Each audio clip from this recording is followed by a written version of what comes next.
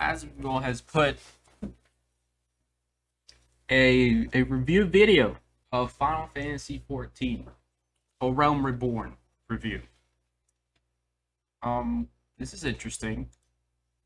Let's check it out. What's up, boys? Hold on. 2 playing.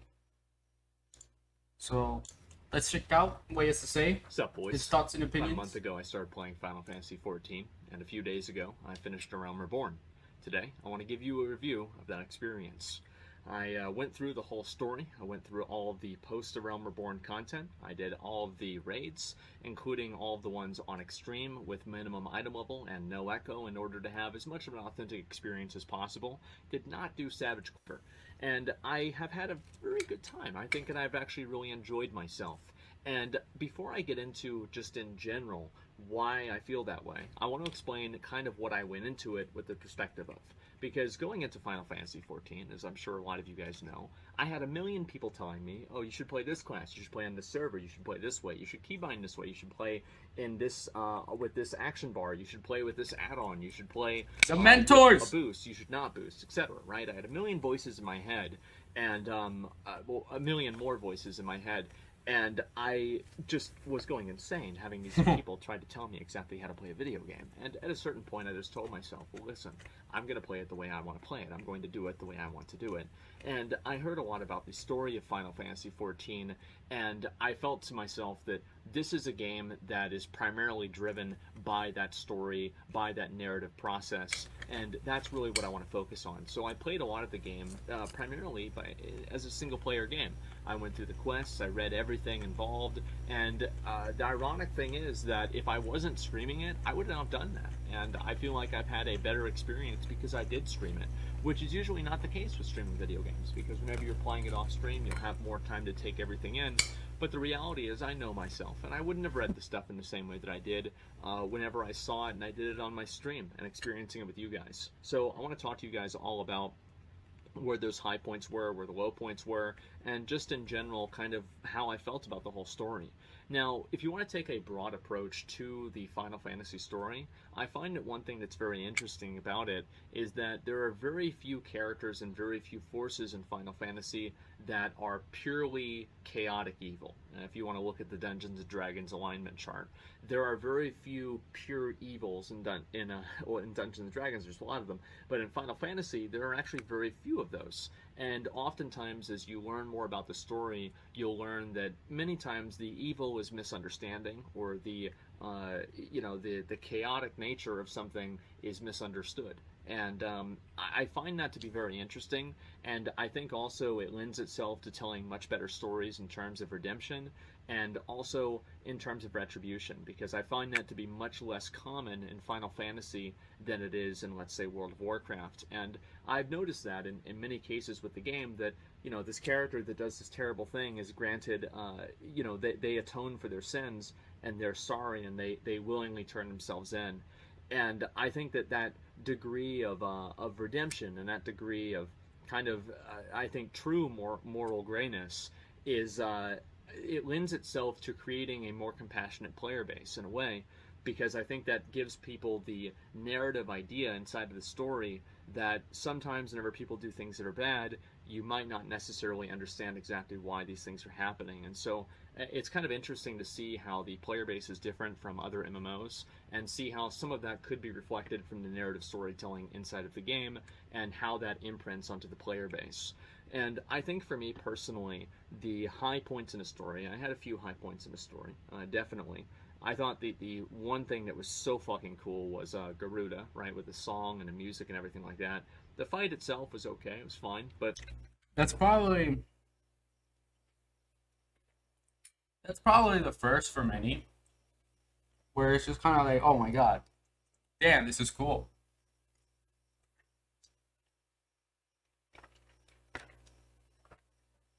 I'm like trying to remember what it was for me.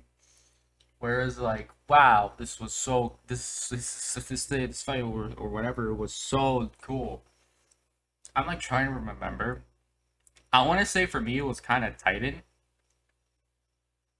It was probably post the Realm Reborn trials that I think really like got me more in awe. Like you know, like the King Moogle. Uh, I I enjoyed. I thought it was pretty cool. You know, when you fight Leviathan is also pretty cool. When you fight Shiva is also very neat. So I'd say like it was like one of those trials when I was first playing through the game where it was like, wow, this is actually very cool. And now when you get into Heaven's Word, it's just a completely like just different quality of level, and it's like so fucking amazing. I really liked the song for it and the music. And then later on, doing Ultimate Weapon on Extreme, I thought that was really, really cool, just because of how flashy and just absolutely dazzling it was. And in the story itself, the narrative itself, when did I really find myself attached to it, and when did I really care? I think the first time that I found it to be very interesting, and I really thought it was cool, was in the Coils of Baphomet, or whatever you call him. Whenever Alphanod the Redditor and his sister Alice, they meet their grandfather Louisoix, and they're like, "Well, what the fuck happened? Like, how is Baphomet still alive? I thought you killed him, and what happened all those years ago in Calamity?" And then it just fucking he just looks to the side, and then it fades out, and it plays a full fucking CGI cinematic of this guy literally turning into a phoenix, a primal. The guy himself turns into a fucking primal and turns into a fucking Kamehameha bolt, pierces Baphomet's heart, fucking basically almost kills him, and then rebirths the entire world. And to see that in an actual cinematic, whenever you don't really know what happened, it's very gray, and then just find the story and realize that something that you thought was evil or whatever was actually just the most pure action that you could possibly take. Yeah, I think that was just so incredible and so cool. And that was, in terms of like a, what's the word for this? In terms of a, like theatrical perspective, I think that was definitely a high point. But if you want to talk about like what really got me and what really made me feel like this story is fucking cool and this is like really special, is actually whenever you were going to the top of the fallen airship. Apparently there was like some big war and the dragons interceded in the war, and it's this like giant dragon like Midgard Sommer like wrapped himself around like the main like flagship, and the flagship went down and it killed everybody on the ship obviously, and also killed the dragon. And but the dragon wasn't necessarily dead. Nobody really knew what was wrong with the dragon. Nobody knew what was going on. But there was an idea that the dragon was calling to the other dragons to attack this other place. So you go up, you ascend the top of the ship, and you finally get to the top of it, and you see the dragon, and the dragon's eyes turn red, and it starts talking to you. And the dragon, it was supposed to be fucking dead. And now you're just having this conversation with this dragon. And what I thought was so fucking cool about that is that, especially even in a game like Final Fantasy, it becomes even harder to do this, is that you have these moments in certain stories where the storytelling. You know what's the first for me? The first for me was literally the uh ending of a Realm Reborn. Not 2.0, but we're talking about like 2.5. That was the first part in the actual story where it actually hooked me in. I was like, okay, like actually like get into the story, because before when I was first playing, um I was just kind of like going through, whatever, just like very skimming through the lines or whatever. I would, if an actual like cutscene, like voice cutscene would come up, I would let it play, right? Um, I would let it play and whatnot, and I was like kind of slightly following along, like, yeah, okay, we got these characters here. We're going around killing these primals and stuff. You got the Garlean Empire and everything, and and all that, right? So yeah, and then I reach through the end of Reborn, and then all this shit goes down. fucking slight spoilers here, but like gets killed, and then like Reborn gets his arm chucked off, and like everything's just going bad. You're seemingly losing each of your friends one by one, and it's just like, oh fuck, like and that is the point where it got me. It really got me, and that was like the first part of the story where it really captured me, and I became uh invested in it going forward. Takes a story that has a scope of this and it turns it into this. And it's so hard to have a moment like that and have it be as pure and as sublime as it has to be in order for it to really have that real pure impact and that real emotional response. And I actually think that they did an incredibly great job with that. And that's where I really kind of got hooked because I think to myself, like, where is the moment that takes the scope of what you experience and it takes the mysticism and the mystery and the fantasy of the universe that you're part of and it just multiplies it. And I thought of a few examples. This reminds me of like what he's talking about, where it just kind of like expands the universe even further than what he previously thought. Um, I'm thinking like Shadowbringers, but before that is actually like post Heaven's Word. Like I think what is it, like 3.3, when you first like meet like the Warriors of Darkness, and then you get this like kind of like hint or information that is like, oh, there's like other worlds out there and stuff where where it can seemingly affect each other and whatnot. And then that stuff happens, and you get this small little hint of like sort of the outside, and and then you go into Shadowbringers and everything, and it just like really like expands the scope of like the whole story and world. Um, and you look at it, it's like like I've been watching him play the game, and and um and I could just like see him going through this part of the story where it's like wow, like I'm like I think about it, and it's like holy shit, he's got this to go through, and he's gonna like get to this, and then it's so much bigger from that starting point of Realm Reborn to where it is now. And it's like really cool to think about how like that how all of that really unfolds Examples, right? and I think that expands. in terms of like a personal example for me, it was whenever I was off the coast of Westfall in World of Warcraft, and I just started swimming in a direction, and I found the Gurbashi Isle, and I thought I ran the game at level 11 or level 15 or something, and then I see these guys are level 63 elites, and I'm like, oh my god, I had no idea what I was talking about. This game is way bigger than I could ever imagine. And if you want to talk about like narratives, like where's another narrative that kind of had this same idea? I can come up with like two examples that are very good, I think, to prove my point. I think that the first example is in Lord of the Rings, whenever Gandalf comes back in the Twin Towers, excuse me, the Two Towers. Oh boy. And Oh, he no. comes back, and they thought he had died.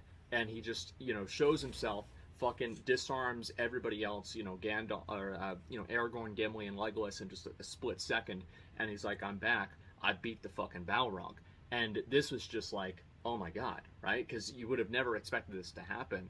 And it's like, it takes the scope of what Gandalf is, what he represents, and everything, and it just makes the world so much bigger. And you have it that occurs in, again, like this very pure and this very, in a way, straightforward and sublime way. And I think that's just what's so special about stories like this. And another example of this that I can use is the clips in Berserk. Whenever, obviously, like Griffith, this is I think that it might be obvious here, but there are going to be a lot of spoilers in this. So if you don't want any spoilers, you're probably already mad. But step away now. And anyway, I just realized. Griffith ascends to becoming a member of the God Hand, and he becomes Femto. And Yeah, all the the way up until Shadowbringers then, trailer is you were playing just fighting. in the Guts back. was fighting, and Griffith fighting the Band of the Hawk. They're fighting like different random mobs. They fought Nosferatu Zod, but it was just like some random guy. And the eclipse where you literally see Void and Slon and all the other members of the God Hand, and they're just there, and it just fucking happens, and it completely turns everything on its head. And again, it takes a world that's like this and it makes it like this. And I think that moment there really fucking got me. And that's something that I can't I fucking loved it, man. And the thing is you have other stories that try to have a moment like that, but the reality is that a moment like that occurs in a way naturally, and whenever you force it, it's not real. And I think the best example of a moment like that was forced is obviously whenever Sylvanas breaks apart the Helm of Domination and opens up the sky of the Shadowlands. And of course, it does have that literal earth-shattering perspective to it, but it doesn't have that emotional. It doesn't have that emotional connection where like you are, it's like the painting where like man touches God, and it doesn't have that divine presence to it that I think a lot of the other previous examples did. And actually, I think when all of those examples literally a divine presence. But the point is that's the point in the story where I really, really was engaged, and I thought that was really special and really cool. And other than that, I want to say the story in general I think was much better than what I had expected it to be. I think that especially for an MMO, I can see why so many people are they're invested in the story and why so many people care about it so much. And I'm not surprised. I think that it's incredible. I think it's very well designed, and I'll be honest.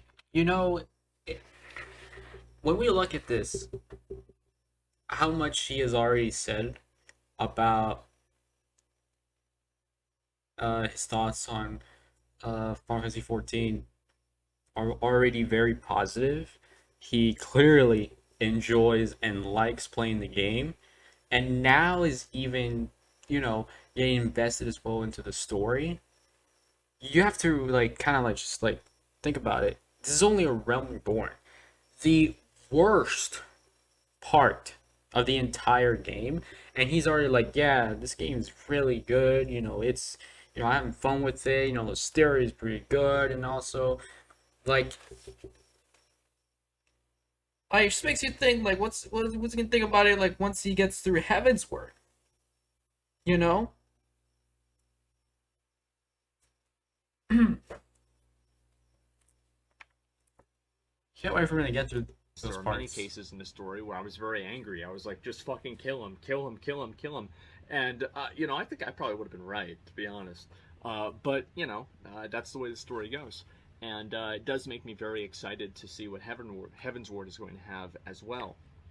Now, whenever you talk about like the combat itself, I think that the 2.5 second GCD, I knew assumingly like this is they said people said the raids were hard. Like, there's no way somebody's going to say the raids are hard whenever you can only hit one button every 2.5 seconds. So I knew that there was more to it than that, and big surprise there was. I think the raids in general are very well designed. They're definitely not, at least the Realm Reborn ones. And again, this is excluding Savage Coils that I have not done. Uh, the Realm Reborn fights do not have the same type of like mechanical and DPS requirements that something like Mythic Castle Nathria, Mythic Sanctum of Domination would require in World of Warcraft. But I think that it's kind of like comparing something that came out in like Wrath of the Lich King raids versus the Realm Reborn raids, and in that case it's much more of a closer comparison. So I do really look forward to doing more of the raids, and I felt like it's funny because as a tank, usually you just sit there and tank, right? That's about it. But we did Ramua, or the Forest of the Lord of Leaven, and we did him, and it was like, again, right? This is what I used to have to do as a tank. Now I have to do this. And I'll admit, there was a little bit of growing pains there. It was hard for me to do, but I'm glad that I did. And I look forward. So, as I've said, I have seen him gone through the story and done like most of the fights. I do think I could be wrong about this, but I do feel as you go through the game, it does progressively get harder. Like what? Like I think story, like when you do the story trials, as you go on and on, they kind of add more to the mechanics and stuff. Like, like I look back and like towards the Realm Reborn and then doing the story, trials. It's just like wow, it's just like it's very easy, right? Now I don't mean like like like to where it is now. The story trials are very hard. No, they're not. I say they're still easy. They're still pretty easy compared to like the rest of the things you can do. But I feel like they've notched the difficulty maybe just a little bit. Just, just like just a little bit. And um, he still hasn't even gotten to like the very hard parts of like the game. Like yeah, he's done the extreme trials and all. But he still hasn't done savage raids, which correct me if I'm wrong, but I heard people say that some of the coils uh raids are like equal to that. I don't know really. From my experience, they're really not. From doing like turn 5 of the first turn, and then the second coils, during the turn 2, they had their difficulty, but they were not really hard. It's just like cause a couple wipes, and then just kind of learn to do it. Of course, I haven't done the other ones, the later ones, like what is it? I think like turn 9 or 8, and obviously 13, where they're harder, which I've seen like people be on them for hours. I haven't done those. Um, but yeah, like he still hasn't gone to like the savage raids. He still hasn't gone to like the ultimates yet. But we'll see in time how he fares against those. Forward to doing more fights like that as well. I think that there's a certain degree of overcoming challenges and winning in that way, especially whenever people know that something is difficult, and to overcome it like that's fulfilling to me, that I do find fun. And I think that a lot of my audience enjoys it as well. So I do really enjoy the raids. I think that's probably, if I had to say, like, why do I really, really like playing the game, besides the gold saucer, why do I really, really like playing the game?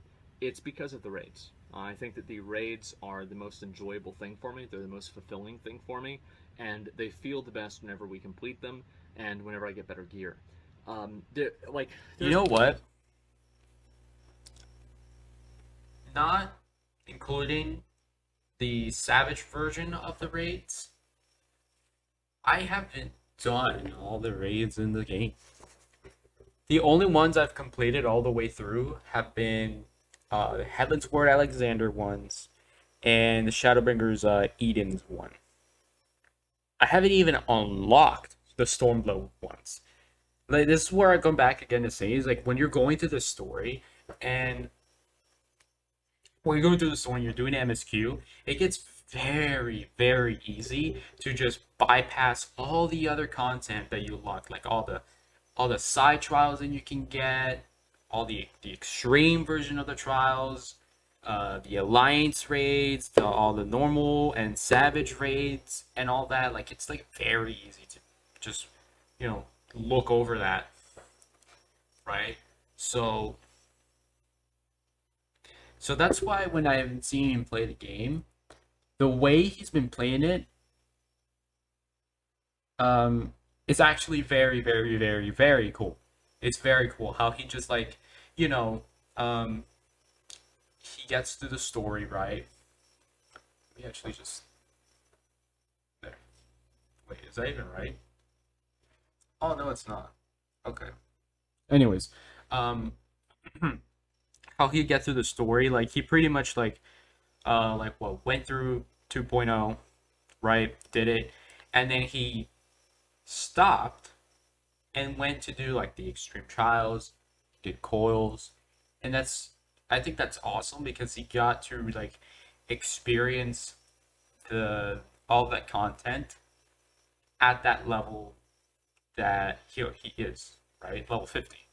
Um, there's like a I don't know. I feel like there's a certain charm from it doing it that way because like I feel like it's a different feeling where you'd like just overlook everything and you go straight to the MSQ. Not like you rush through it, but you just only focus on MSQ, and then you reach level 80, right? And you have no more MSQ to do, and I guess you either decide to stop playing the game, or you decide to start doing other stuff, like all your other trials, extreme trials, maybe the raids, alliance raids, and all that. Like I said, it's a different feeling. It feels different because one is the level sync, obviously. It's like when I play like level 80 Dragoon, right? I love playing my Dragoon at level 80 and level 72. But it go under than that, and the job feels completely different to me. It's like it feels so different, and borderline I get like, oh my god, I can't play this job because it's so boring. It's like I'm not even doing anything. Which is like why oftentimes whenever I do stuff like, let's say, like level 50, right? Like when I was going through some of the coils, right? I like just decided to like switch to my samurai instead because I know I probably wouldn't have as much fun doing it as Dragoon because I do not enjoy level 50 Dragoon. I kind of don't. Level 60 Dragoon gets a lot better, and 70 it gets much better. Um, so that's why like I went as samurai because it's always level 50. I could have also went as monk, but I just decided to go samurai. Because those two jobs I have like at level 50 ish, the like 52, 55. So so it's a different experience, and it probably would have been the same way. Say if I had done any other job at level 80 and I try to play it, I may feel the same way. Maybe or maybe not. It kind of just depends how the class is kind of built at that stage. Um, some are probably better than others at level 50. Um, but yeah, but it's also just like that. I feel like that's one feeling that's very different is like going back to sinking yourself down to level 50 compared to where you're actually going up through the levels and you do the content at that level already that you're at level 50, and he's probably going to do the same thing for Heavensward. He's going to get through the MSQ, he's going to beat 3.0, and then he's probably going to go through to do the extreme trials and the raids and all that. So it'd probably be very fun for him. It'd be very enjoyable for him to go through all of It's like that. little small things, right? Where like I wish that the numbers in the game displayed differently, kind of more like World of Warcraft. I feel like the truth is that Classic WoW, I think, has the best floating combat text of any game pretty much ever, and I'd love to see that, That's every kind of other game weird. from the future, from the rest of the time, just take what Classic WoW does and just do that. Like how different can it look? You know, I'm like trying to think like how the floating numbers. When you did an attack and it's like, oh, you did 2,000, right? Um, like how different does it look? Because in this, like by like changing, like you can only change the size of it. I think you can just make them smaller, then like larger or largest. Um, you know, I played very little WoW. Like I only got to level 30, so I really don't have that much like to say about it or experience with it, but I'm perfectly fine with how um I guess like the damage numbers are done in the game. But overall, it's not that big of a deal. And I do think that the less of an emphasis on damage meters in general and damage in general does allow players to focus more on the mechanics and take in the aesthetics of the fight rather than the specifics of the fight. And I think that does make for a more That's holistic fair. experience. So overall, I've had a really great time. I think the story has been very compelling to me, and especially now that we're entering into Heaven's Ward, and I'm now talking to what's his name? I'm thinking of his name, Count Dripula. Uh, Count Count Dripula. Four Temps or something like that. I don't remember, but Oh yeah, my that's basically where we're god. at now in the story. I did the whole Dark Knight quest line. I think that was really fun. But it's funny for me to see that there's a lot of people that told me, "Oh, Realm Reborn is going to take you so long, and you're going to get so bored." You know what? I thought the exact same thing. I legitimately thought the exact same thing. Like when he was about to play, I thought it's like, nah, he's not gonna like the game, and he's just like Realm Reborn. It's like, right? And then now he's at Heaven's Word, right? I guess the grinding and the length of it wasn't really much of a problem. So always played WoW. Bored. It's like, what do you mean? Like, I'm gonna get bored? Like, this is literally a quest that takes me 15 minutes. Like, how am I gonna get bored in 15 minutes? Like, you stupid? I did a achievement in WoW that required me to get 250,000 honorable kills, and in an entire day of farming, you would get maybe 1 or 2,000. Are you kidding me that I would get fucking bored? Not a chance. So I really enjoyed that a lot, and I think all the little side activities like the gold saucer, like the chocobo racing, etc. So I recently also got into the chocobo racing. I always knew about it, but I had a misconception about it, about how you actually do it. I thought you used to need to have a house and like a place for your chocobos uh to actually do racing. That's what I thought before, until like I noticed that like everyone else is doing it, like like he doesn't have a house, that he bought one, but he's doing right. And it's just like, wait, let me check this out. You actually not need a house, and to my surprise, yeah, you don't. You just need your chocobo, and that's it. And I got into it, right?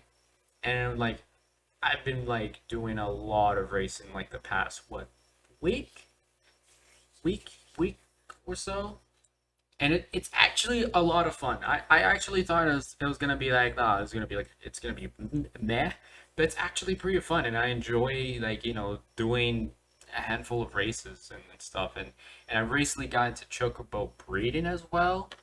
I was a little confused about some of the things about it, but I think I'm learning about it, and it's been pretty fun, and we're gonna do more of it on stream today. I find those to be very fun as well. And it sounds stupid, but I'm actually really excited for the jumping puzzles in the game. Apparently, there's one in Stormblood or something like that that I'm going to be doing. I watched. Dude, I literally had zero idea about the jump puzzles in Kugane. I had zero fucking idea. Zero. I was like so surprised, and like yeah, like Rich. I was in Rich's stream, watching. Like, oh, he's getting to Stormblaze, he's about to get a Kugane. He was like, oh yeah, this is all cool. And then I see everyone was like, do the jump puzzle, do the jump puzzle. You go, do the jump puzzle in Kugane. And I'm like so confused. Like, what are you guys talking about? Right? It's like, what jump puzzle? And there's like a big, like jump puzzle going up the fucking tower in Kugane. It's like, how did I never know about this? Like, I never knew about this. Seen it, heard about it, you know? Like, damn, that's like, Rich oh, Day just One for wow. many hours. So either way, I'm just having a good time. I'm enjoying myself. It's fun. I'm playing the game off stream and just trying to do what I want to do. And I've missed that a lot. Again, I think I say this in all of my videos as I'm wrapping everything up here. I'm not quitting WoW. I really enjoy WoW He's quitting WoW! He's quitting WoW! well. But it's been great to be able to play something different and to have a different perspective on the game. And I think that it's helped me a lot. I really appreciate everybody who's been so supportive over this past month and everything, with just watching streams and just being positive in general. Not only with the Final Fantasy content, but with the stuff that I did with WoW, and also the stuff that I did with New World 2. And I look forward to doing more things like that that are different and more variety focused in the future. And I really appreciate you guys giving me the confidence to be able to do that. So thank you. And I also look forward to doing Heaven's Ward and getting. Apparently, if you get all the birds in Yeah. Heaven's Ward, you get like this massive, like golden, like mass. I don't know, like a golden Lugia, pretty much. Like we're doing that one. That's gonna happen 100%. And I'm having fun, man. It's really enjoyable for me to just go through the game in the very very measured way that I have, and just take every experience one at a time and try to do everything in the most authentic ways I can. So either way, I want to say thank you guys all so much for watching. I've really enjoyed the game, and I look forward to apparently doing the fun part of the game, because I enjoyed the post Realm Reborn content. I thought it was completely fine. So if that was fun and that was enjoyable for me, It's I gonna be fully really expect that fun. Heaven's Ward will be 1,000 times better, and I look very much forward to doing it myself. So that's about all I've got. I've enjoyed myself a lot, and I look forward to doing a lot more. So until next time, boys, peace. All right. Uh, yeah. There you have it. Uh, game, game good. Game good. You like it? I like it. It was a good review. Dude, I really can't wait for him to get to like all the trials. You know, get into fucking Ravana, get into Thordan, you know, fucking Nidhogg, doing the Alexander raids. Like God, like Heaven's Word is where if you were just like I don't know, exhausted from a Realm Reborn and just pushing through, you're pushing through. Like if you didn't like the game by then, like Heaven's Word, it's like it just really gets you. Like it just fucking grabs you by the nutsack and just like get over here, right? It's just it's so good. Like for me when I was going through a Realm Reborn, it was kind of just like a grinding game, and that's fairly fine um because I enjoy grinding. You know, I obviously play Genshin Impact, but anyways, yeah, it was just kind of like some parts were cool, some of the fights were cool, and I was like, okay, you know, this game's all right. And I get to Heaven's Word, right, and the game gets so much better. It's like I do Ravana, and like you get into these trials that are just so much like mechanically, visually, like so good. Like they like yeah, like just everything just gets better in Heaven's Word, right? But for me, where I really fell in love with the game, like just where I thought it's like where I'm just like, wow, I love this game. Like was 3.3 uh the final steps of the fate, Nidhogg. That fight is where it like just that's where I fell in love with the game. That fight was like the nail in the coffin for me. It was just like that's like one of the moments in the game where it like blew my mind away. Doing that fight, and like later would also do it again in Shadowbringers. So like I can't wait for him to get through all those stuff. Like that's gonna be like some epic shit. I'll tell you that. But yeah, that was his review.